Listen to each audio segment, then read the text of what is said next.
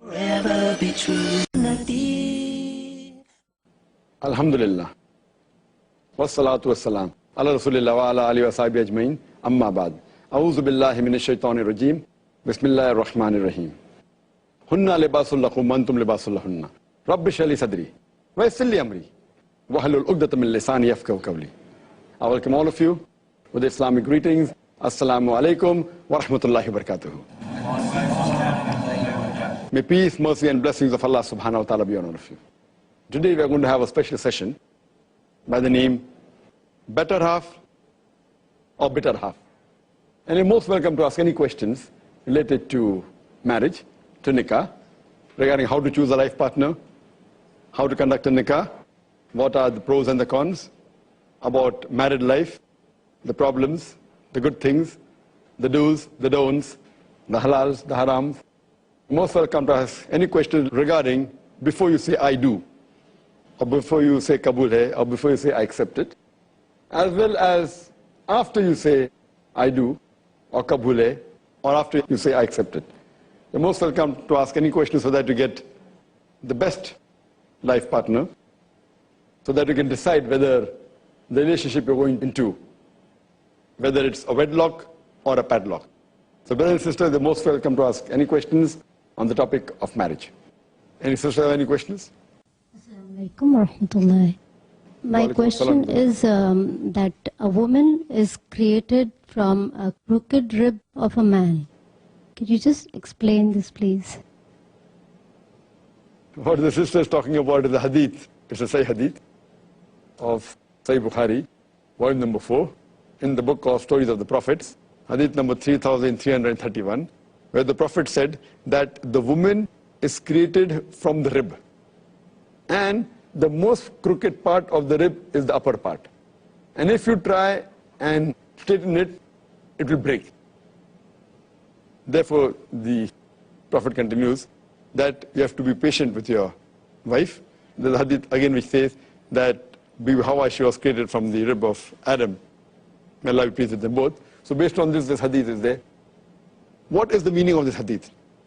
What sister quoted is part of the hadith. The complete hadith is that the woman is created from the rib of the man, and the most crooked part of the rib is the uppermost part, and if you try to straighten it, it will break. Therefore, you have to be kind and you have to be patient with your wife. So the whole thing is that you have to be good to her, you have to treat her well. The full hadith says, therefore, treat the wife well. What is the reason that the Prophet said that the woman is made from the rib and the most crooked part is the upper part?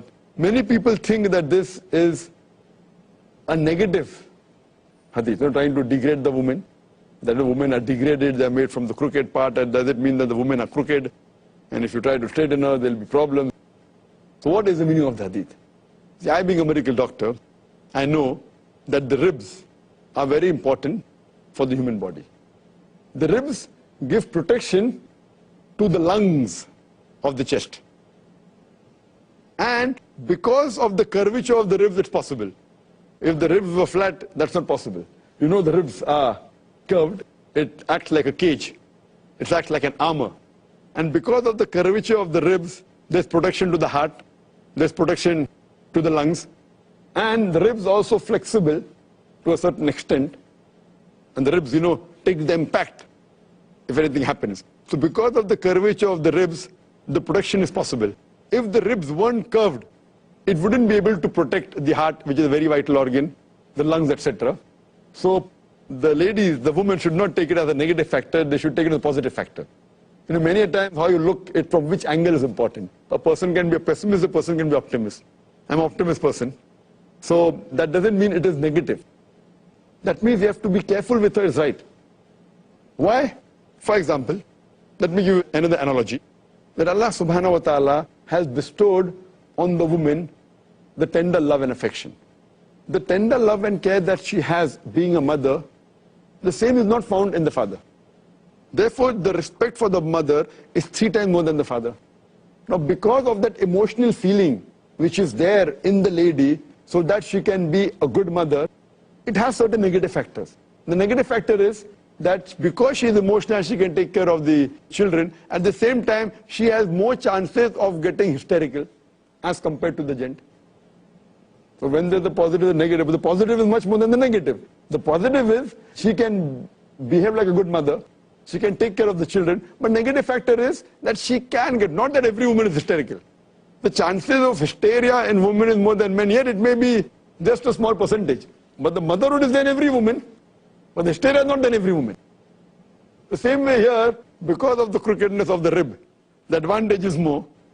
The negative factor is that if I try and straighten the rib, it will break. So here also the woman is being compared to the rib. The positive factor is that she can be good. She can take care, she can be a muhsana, as the Quran says. But be careful, treat her kindly, treat her with justice, be good to her. Don't try too much of pressure. There's too much of emotions, the woman can get hysterical. Too much of pressure is there. The same thing, I would say that this is a positive hadith. But many of the Orientalists and many of the non-Muslims, they pick out hadith and they put on the net and they malign Islam, and many of our Muslim women, oh yes, what to do now? So they get, again hysterical. So it's positive and negative. You have to look at the positive. So I take it as a positive hadith, and it's an honor for the woman to be compared to the rib, which is a very vital part of the body, taking care of the vital organ, that is the sadr, the center, that is the heart. She's like a muhsana. That's the fortress against the devil, which is mentioned in several places in the Quran. In Surah Nisa chapter number 4, verse number 24, Surah Nisa chapter number 4, verse number 25, in Surah Ma'idah chapter number 5, verse number 5, in Surah Nur chapter number 24, verse number 4, Surah Nur chapter number 24, verse number 33, and various other places in the Quran. Hope that answers the question. Any brothers have any questions? Assal-mo-alaikum. Walaikum salam. Dr. Zakir, we've noticed that nowadays, people are trying to search their spouses on the internet, and many times, like on the Facebook, and sometimes they're not just searching, they're just, adding na-mahrams in their so-called friends list. And when you ask them, like, why have you done this, they say that, it's for probably dawa or Islam-related purposes, let them be there. And we see that Muslimas uploading their pictures. So how far is it right? Well, that's a very good question. That how far is it Islamic for a person to search for spouses, girl for a boy and a boy for a girl, on the internet, uploading the photographs, whether it be for searching, whether spouse, whether it be for doing dawah, etc. I feel that as long as they do not break any rules of the Sharia, that's the normal answer for many things, and even this thing. Come to the main answer. As long as they're within the purview of the Islamic Sharia, there's no problem. But we fail to realize that for a man, for a boy, to put his photograph can be accepted. But the reason is, why doesn't he put his photograph? Why does he want to put his photograph on the website is the question. I'm talking about general, for doing that, whatever it is. Now, as far as searching a life partner is concerned, if a boy puts, there's no problem, but the girl, I feel it's not permissible. For a girl to put up a photograph looking for a life partner in a website is not permissible. Personally, if a person comes through the parents, through a known friend, through an Islamic organization, gives the photograph, no problem at all. It is within some boundaries.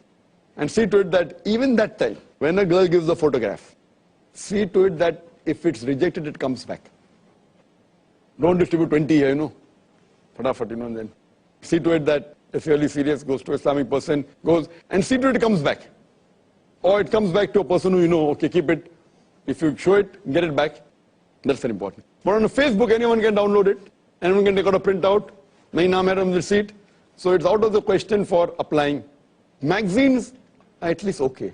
Because when you go to a matrimonial column in an Islamic magazine, there it is just the address and a brief sketch. There's no photograph. What is the height? What is the complexion? What is the do's and don'ts? That's fine. That's no problem at all. But going on the website, there are many other things. Then okay, fine. Then you can chat. See, again, chatting. Why you want to chat forward? So when you do a personal chatting one-to-one with a nah-mahram, whether searching for a life partner or not, I feel, if not totally haram, it is at least makruh. Many scholars have given fatwa it's haram. Many good top scholars have given fatwa it is haram. For a lady to chat, not for searching a mahram, otherwise it's haram. Many scholars have given. I'm not going to that extent. I said, if not that, at least it is makruh. Even while doing dawah.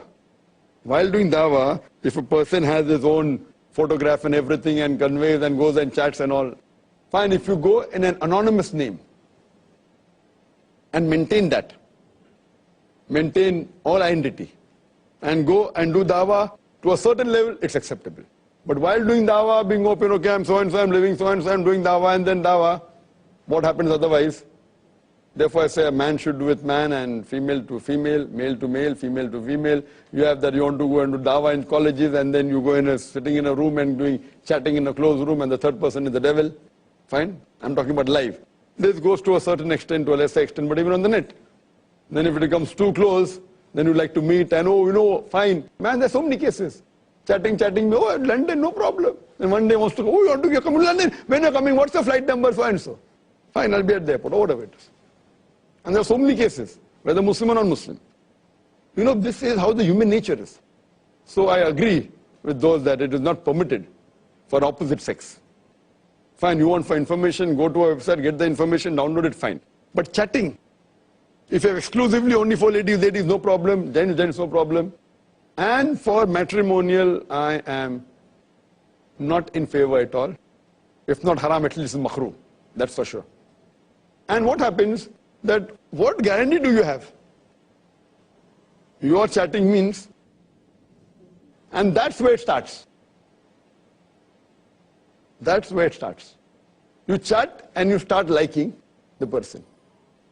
When finally you see the product, dil laga ghadi se pari kya cheez hai, wohi idhar hai. And then we say, out of all the cases, this, how you met? No, I met on the internet. Where is he? UK. Where is he? USA. What? So first, the affinity has come. It's not Islamic affinity. It is opposite sex affinity. It comes, and when you meet, you realize what was there. What was Islamic? Nothing actually. Looks, nothing. But the affinity is there. Then you go against your parents. Then you go against the person, and this is very common. So therefore I am totally against. Known evil is better than unknown evil. At least you know a person, okay, fine, Islamic ways, these are a little bit less. You know he's secure doing a job, you know his background, you know his parents, you know his friend circle, you know he has no vices. This person, what do you know? Just by chatting on the internet, what do you know what is he doing? Maybe possible. Those people who have such marriages, they may be successful, a few. But it's too much of a risk. Going to a foreign country, you know what's going to happen, and you leave everything what you're doing here. It's totally, I feel, it's not correct. So therefore you have to be careful using such things. Yes, going to a magazine for this, fine, and then you go to shadi.com. I don't know what shadi.com is. I've only heard that name. I don't know how they conduct. But if it's done Islamically, it's possible, but it is very difficult. I don't know, there may be some Islamic websites which may be taking precaution not to put photographs, only taking the information like how they do in the magazine. Possible. Maybe, I don't know of any. Maybe, I'm not very internet savvy. I have my staff doing, I hardly use the internet. So in this way, I don't know, but if there is something following all the guidelines of the Islamic Sharia and seeing to it that the girls and don't chat on their own, you go to a bureau, no problem. Go to a bureau, ask for information, someone is moderating in between as a moderator, no problem. But you going chatting live with the person, I feel it's leading you away from Allah subhanahu wa ta'ala. Hope that answers the question.